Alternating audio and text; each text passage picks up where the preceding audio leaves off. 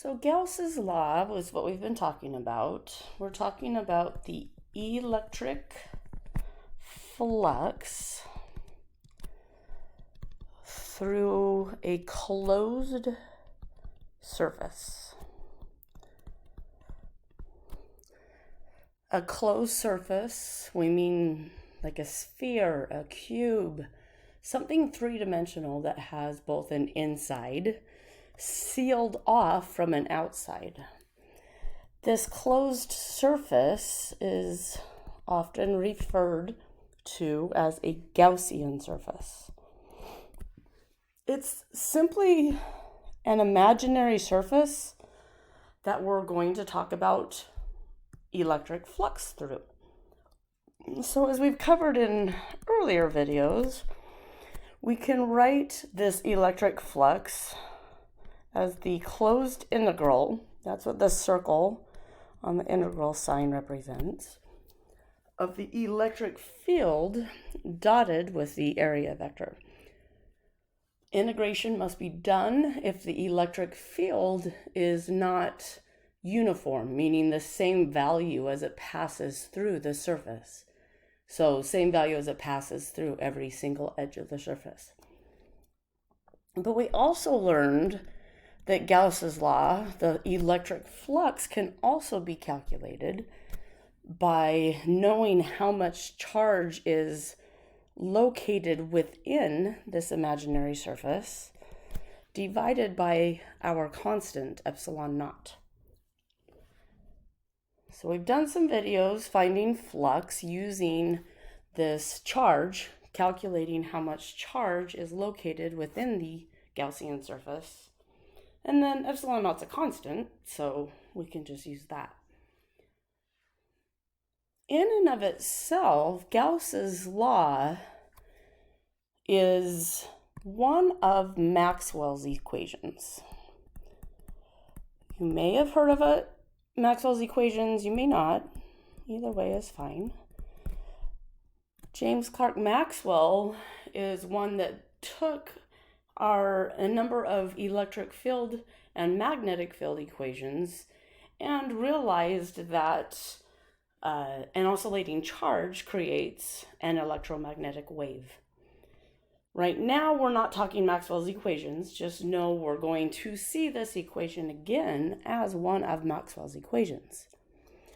What I want to do now, though, in a few situations, we can actually calculate and determine the strength of the electric field from knowing the charge enclosed within a Gaussian surface. So we can find the electric field using Gauss's law. This only works easily in a few situations, and that's because of this integral. It can be rather cumbersome to determine how to write the integral. So in terms of making it easy to find the electric field using Gauss's law, we want a situation in which we don't have to integrate.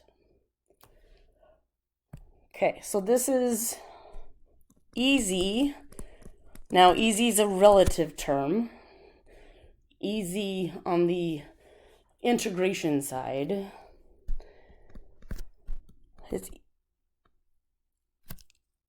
in situations with symmetry.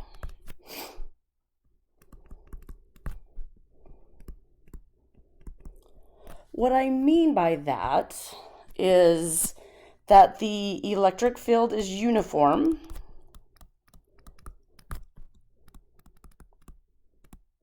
It has the same value as it passes through the closed surface.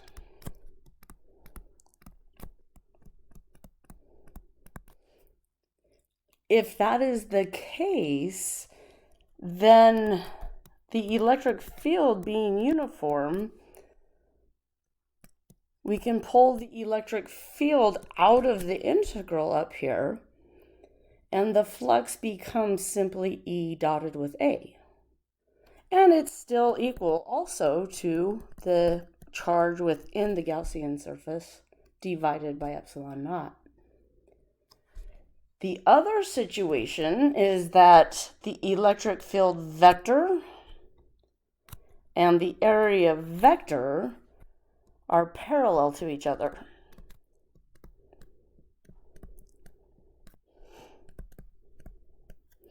Ultimately, that means electric field is perpendicular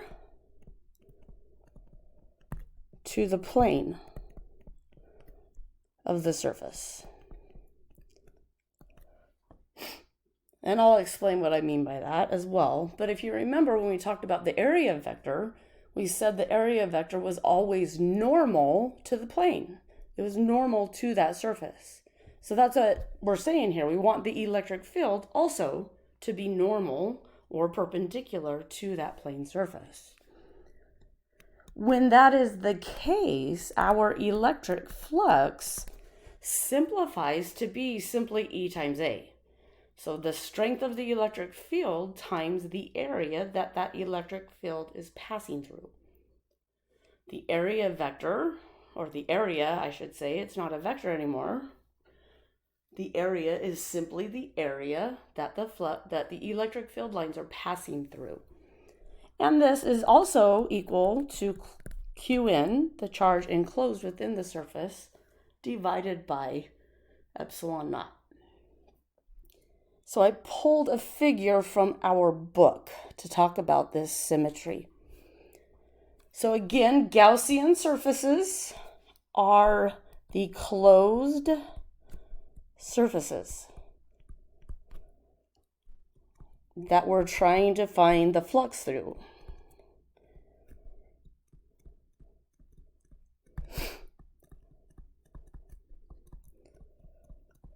They're imaginary.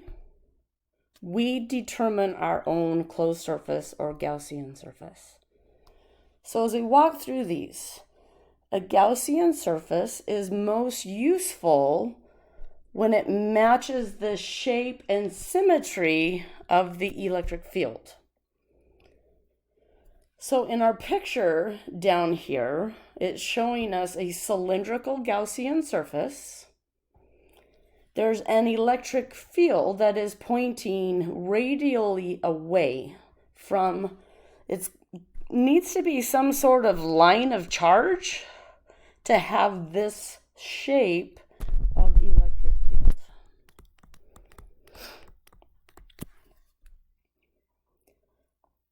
If the line of charge is positive, we know the electric field lines will point radially away. But because of the line, radially away is perpendicular to the line. So in figure B, they're showing us from a different view. So this side view is just two-dimensionally, if we were looking straight at this line of charge.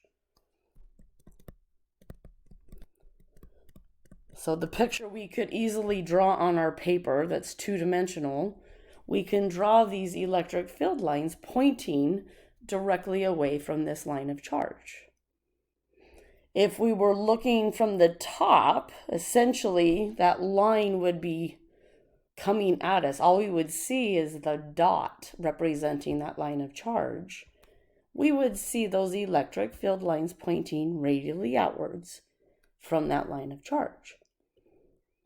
So what this means is the electric field, if we choose this cylindrical Gaussian surface, this is our closed surface that is symmetric to this line of charge, and we can talk about the flux, electric flux specifically, through this Gaussian surface. or closed surface. So the flux through that cylinder is what we're looking at. Since this cylinder is centered on the line of charge, each edge of the cylinder is the same distance. So if I drew it in this second picture, it's the same distance, r, the edges, the sides of the cylinder are the same distance from the line of charge, which means the electric field would have the same value everywhere. That's what allows us to go from the closed integral of E dot dA to simply E dotted with A, having the uniform electric field. It has the same value as it passes through the edges of that cylinder. The next condition to get to E times A for flux is that the electric field vector and the area vector are parallel to each other. We can best see that probably in this top view, this right-hand picture for the top. So imagine the wire just coming straight out of the screen. It's positively charged, so its electric field points away from it, and those are the arrows that are already drawn. When we have this cylindrical closed surface, this Gaussian surface, centered with that line of charge, these electric field vectors are perpendicular to the surface, to those edges of the cylinder as they pass through that cylinder. Area vectors are also perpendicular or normal to the surface. They always point outwards when we're talking about a closed surface. So we could draw area vectors to specifically represent direction anywhere we wanted around here, and they would always be perpendicular to the surface, just like the electric field. So coming back down to the bottom, we have a situation in this case where the electric field vector is parallel to those the area vectors. So it is perfectly valid in this case. So this specific case, because of this shape and symmetry, we have a uniform electric field.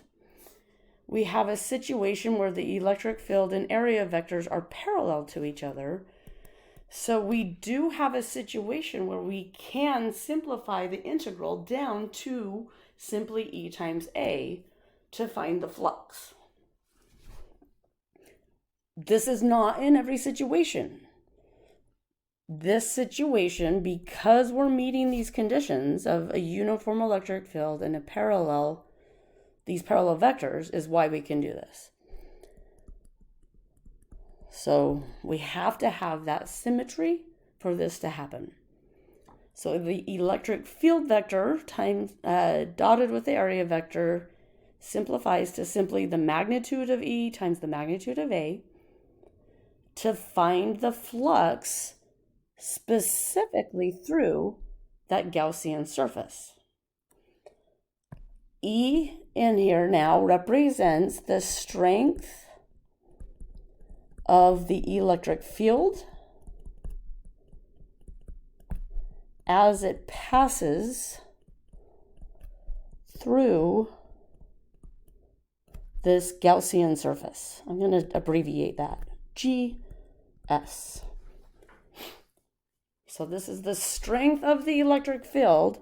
So right as it passes through the cylinder, you might not be able to see that very well. So in our top view, as it passes through this cylinder, E represents the strength of the electric field as it passes through, which is the same regardless of where on the edge of the cylinder I'm talking about. A is the surface area the electric field is passing through,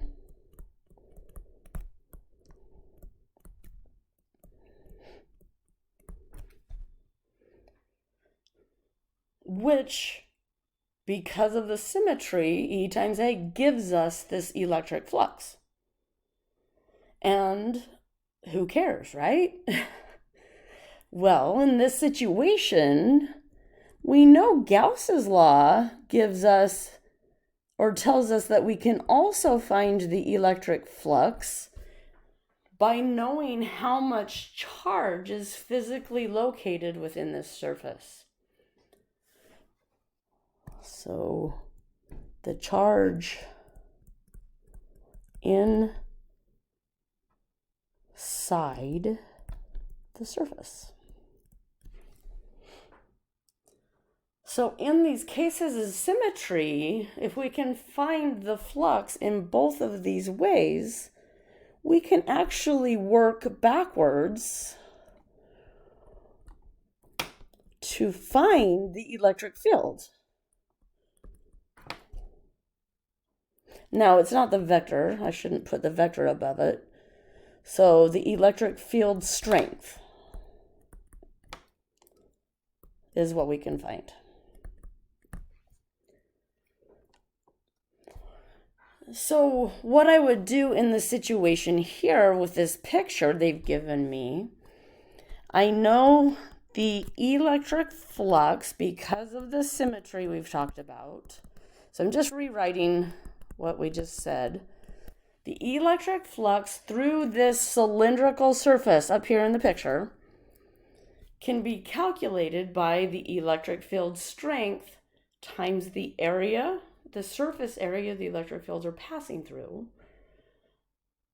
But it also can be calculated by knowing how much charge is within that surface.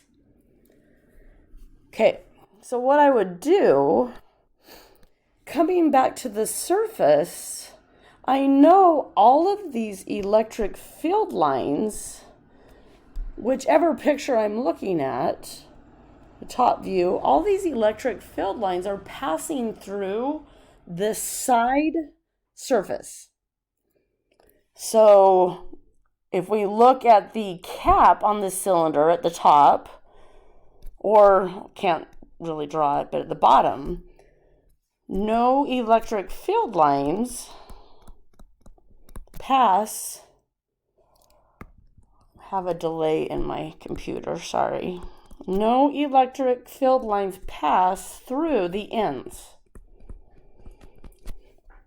So when I'm talking about this area in my equation for flux, I only need the surface area of the sides.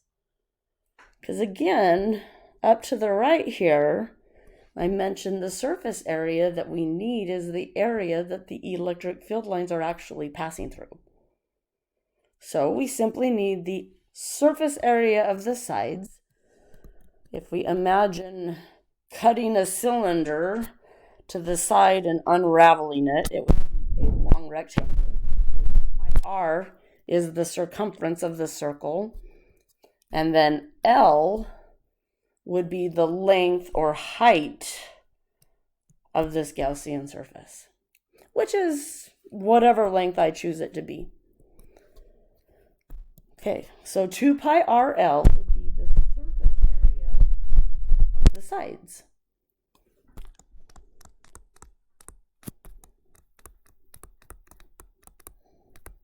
I do not need to add on the circular ends. They're there, but no electric field lines are passing through them. And we're specifically talking about flux, meaning the flow of electric field lines through. Okay, so what I have right here represents the flux through the cylinder in terms of the strength of the electric field times the area those lines are passing through.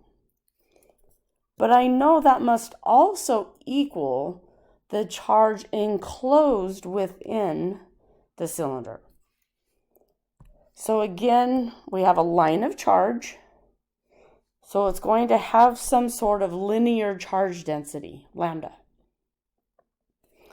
This line of charge, only this much of it, if you can see the picture I'm drawing up on the left, only this length right here is within this cylindrical surface. Not the total length of the line of charge, just the length of the cylinder itself. Well, we can figure out Qn from the linear charge density. We know linear charge density is charge per length, whether that's a total charge over a total length or the amount of charge within a certain length. We can write it either way. So this tells me that the charge within my Gaussian surface, within this cylinder, would be the linear charge density times the length of the Gaussian surface, which I have called L. So lambda times L. I put this in for the charge that's within the Gaussian surface. So both of these represent the flux through that cylinder, the electric flux through that cylinder. By equating them, notice these L's actually will cancel. I can solve for E here. I will end up with lambda over 2 pi epsilon naught r. In our test notes, we have an infinite line of charge. It is written this way.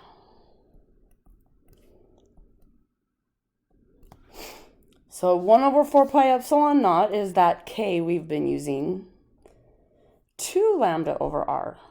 So we essentially are multiplying this by 2 over 2 to get this.